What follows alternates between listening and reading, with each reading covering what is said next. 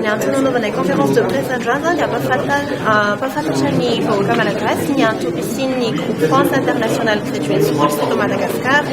Efa misokatra ara fomba ofisialy ny bureau izay tantanany Monsieur Jonathan Ranjatoe.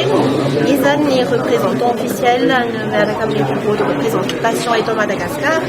Dia ao anatin'ilay groupe zany misy école miisa 9, misy filière maromaro ao misy resaka communication, tourisme, management, gestion, finance, dia mbola misy maro hafa ihany koa ahafahany ankizy misafidy tsara.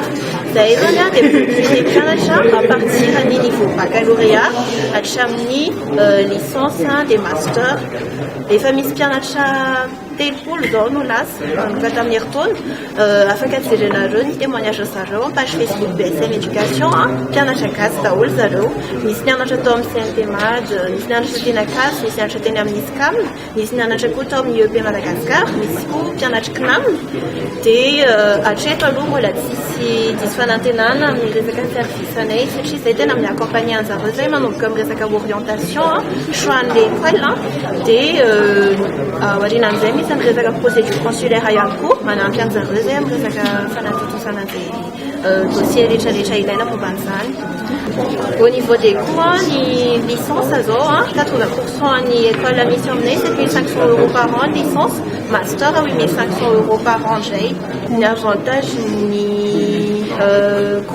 ni fanagana en groupe fixe, et qui tout cas des lettres d'admission après quelques jours. En fait, si vous déjà bien la paix, si concours à toi, fait étude de dossier, vous allez, mais la manana notre sara, tiens la chama comme nelo, faut loin change. À gauche, les notre sara, semaine à niveau de français élevé à cours, c'est chez soi n'est là.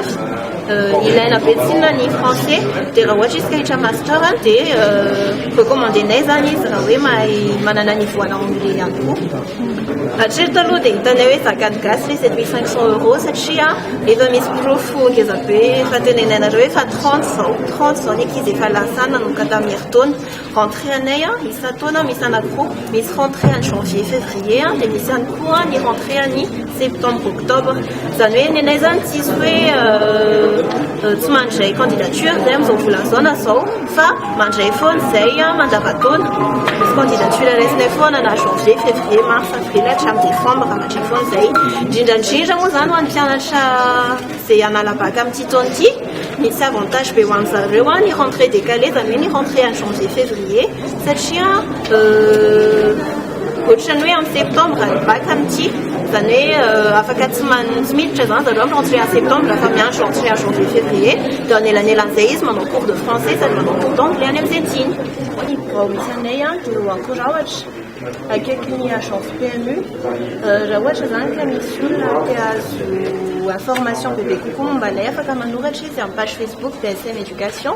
Et à faire un quiz, c'est le site officiel année international France International Graduate Schools.